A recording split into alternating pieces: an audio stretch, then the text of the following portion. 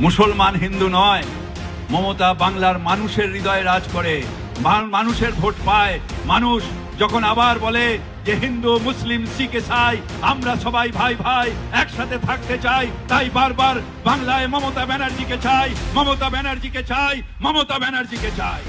সারা জীবন 21শে জুলাই দাঁড়িয়ে গুলির পরোয়া করিনি, বেঁচে গেছি। এখন আমাকে মন্ত্রী মেয়র দেখছে লোকে, 21শে জুলাই সেই দিন মারা যেতে পারে। কারণ একটাই আদর্শ ছিল, অত্যাচার বন্ধ করো, তার জন্য মমতা ব্যানার্জির সাথে লড়াই করো, লড়াই করো, লড়াই করো। মমতা তুমি লড়াই করো, আমরা তোমার সাথে আছি, সারা বাংলা তোমার সাথে আছে।